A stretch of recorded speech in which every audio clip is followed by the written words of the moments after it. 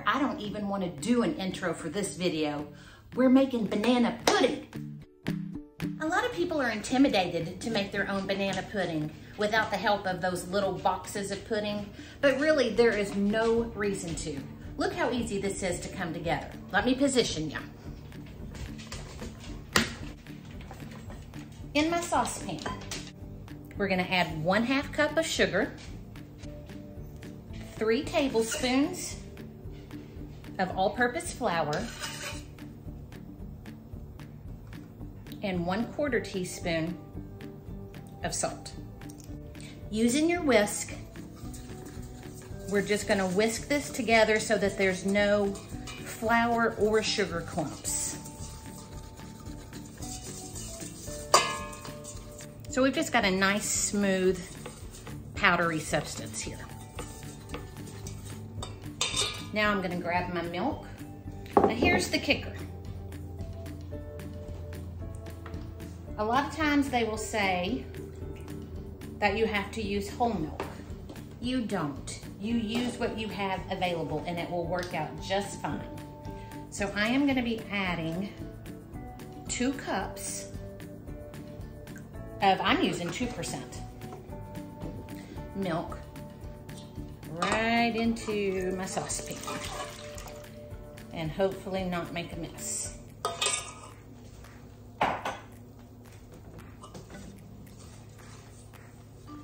I'm just gonna stir until I don't feel any of the clumps of the sugar and flour. I just want it all mixed together. We're gonna take this over to the stove and start heating it up. I have my pudding on medium heat. I've got it on 7. You don't wanna cook it too high because you don't want it to scorch the bottom. And you never walk away from a pudding. Stir constantly, don't take your eye off of it for a second, because the second you do, I promise you it will burn. I'm just gonna stand here and stir until this is thickened, and then I'll continue on cooking it for an additional 5 to 10 minutes after that. I'm 10 minutes in, and it's starting to thicken at this point. It's uniform in color. You'll see as you're first starting, it's kind of separated. You can see little spots of the milk in there, and then there'll be a little bit of clearness. But as it thickens, it becomes very uniform in color. So we're right at 10, 11 minutes, I would say now.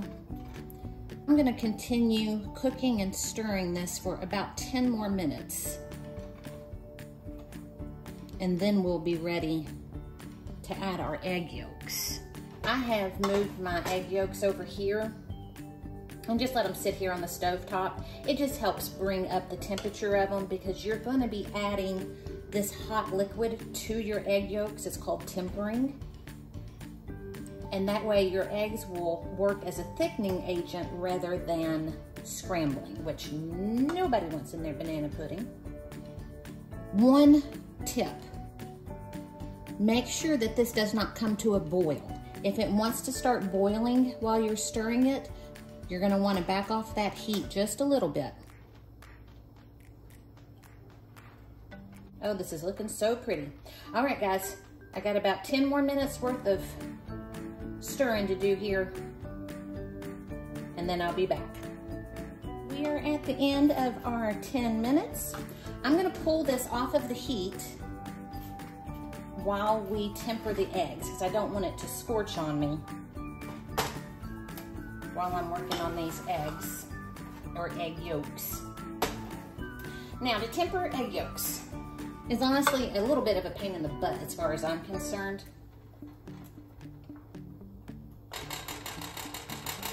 Take your hot whisk and you're gonna break up those egg yolks. And then ever so slowly, you're gonna add just a little bit of your mixture. Stirring the whole time.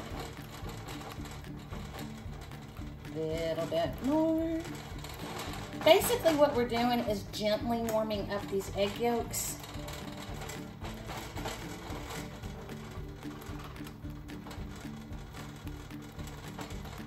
so that they don't scramble on us and ruin the texture of our pudding. Do a little bit more here, and then we will add this egg yolk into our pudding. Scrape that side. Change positions. And now that our eggs are tempered, and that's all it takes, we're gonna add these into our pudding. And again, I'm stirring the whole time.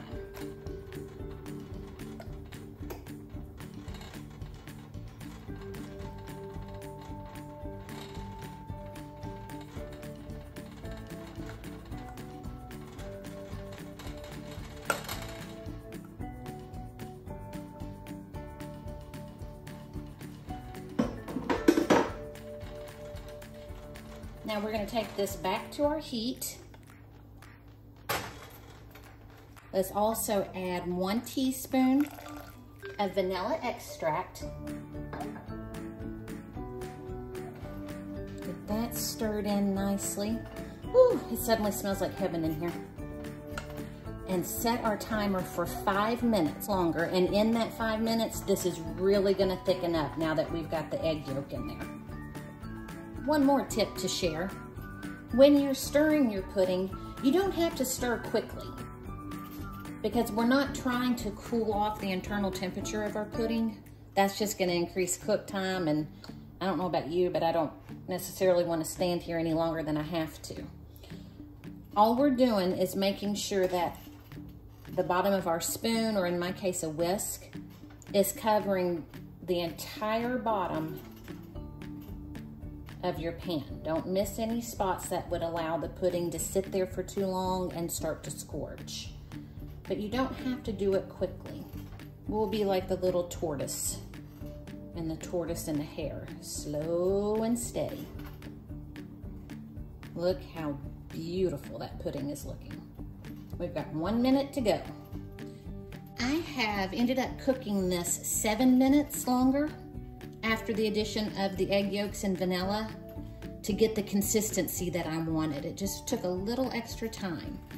And what I like to do, I'll zoom you in here so you can see better. When I go around with my whisk or my spoon, I like for it to leave a little bit of a trail. And then when I pick up my spoon, we should just have some good dollops. I'm gonna pull this off of the heat and we're gonna start building our banana pudding. Part of the fun of making a banana pudding is you can build it any way you want to.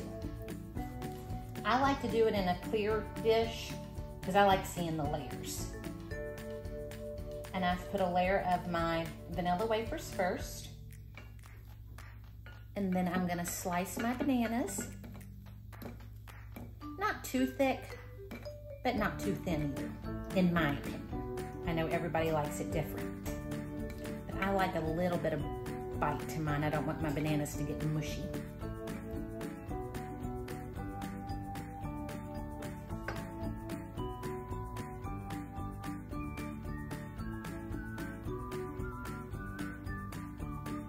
And I'm just gonna spread them out over top of my wafers, like so.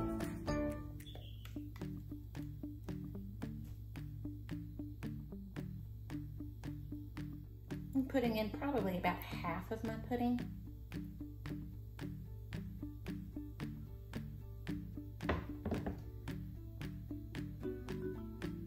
And spread it around because I want to make sure it gets all the way over to that edge so I can see my layer. Now we'll do another layer of our vanilla wafers.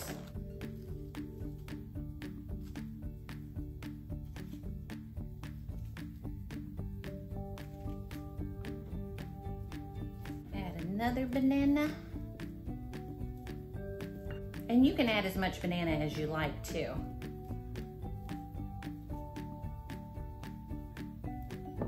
If I had more here at the house, I would probably use more. 3 to me is the minimum, but even up to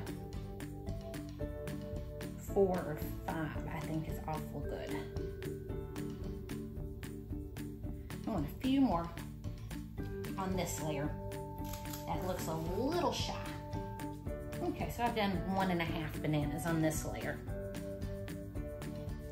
Now we're gonna go in with the remainder of our pudding. Be sure to work carefully with this pudding because it is so hot. And there are a few things that burn quite as bad as a splash of hot pudding on you.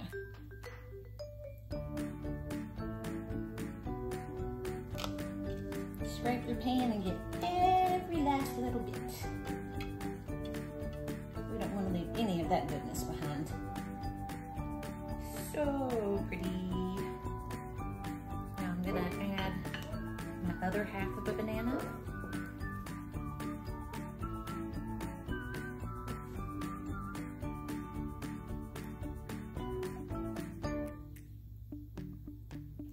Spread it out somewhat evenly, as best as you can.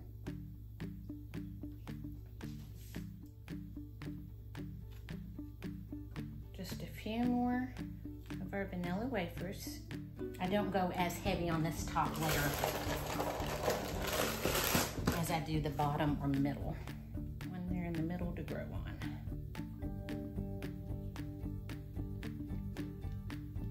All right, now we're gonna make our meringue to go on top. Let's talk meringue. There's a few tricks to it that make it so simple. Number one, you want to have your whisk attachment or your beaters if you're using a hand mixer. Your bowl should be completely clean, completely dry. No oil, no dampness, no anything. Your egg whites should be room temperature. Make sure that no egg yolk got into your egg whites when you were separating the egg, because that's a deal breaker right there. Get this on my stand and locked in place. Pull you all a little bit closer. Make sure you can see down in that bowl. There we go. Drop my paddle. And this is gonna go on high.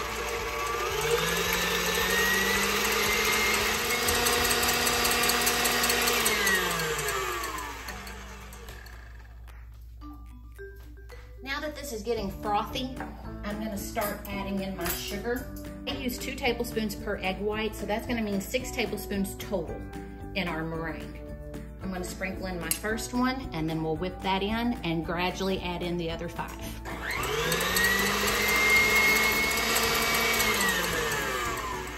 Turn down your speed when you put in your sugar.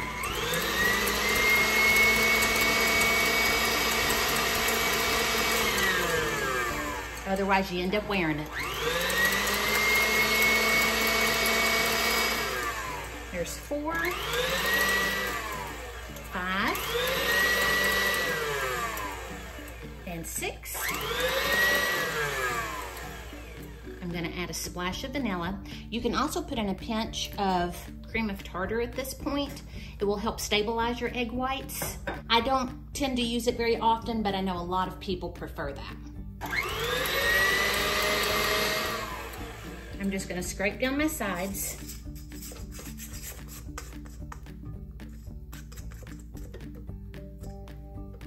Give a taste, make sure it's sweet enough. Oh, that's good. And I want what's called stiff peaks. So when I pull that up, how it comes up and stays like that is what I'm after. I'm gonna actually give this about 15 more seconds and it'll be perfect.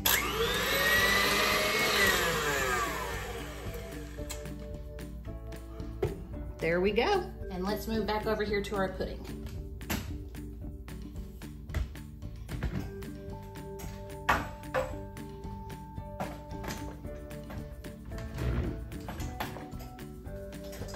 I'm just moving you all over the kitchen today, aren't I? Let me move our banana bones out of the way.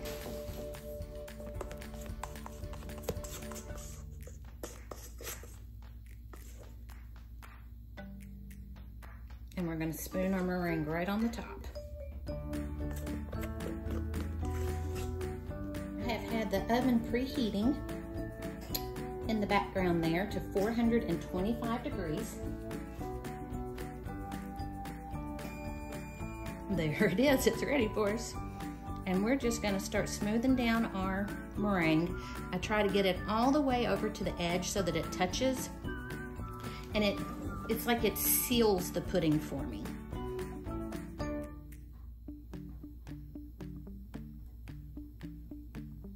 Now that I've gone all the way around my edge, I'm just gonna do a few little peaks just to make it pretty.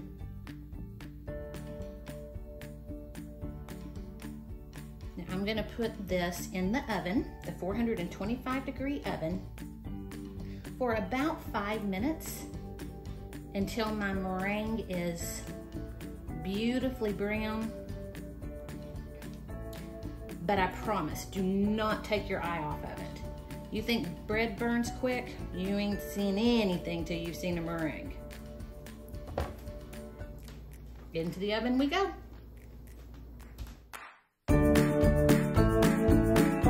Stick with your pudding, make sure you stir it constantly, and you will never go back to that ready-made banana pudding stuff you get in a store. Thank you guys for hanging with me. We'll see you in the next video.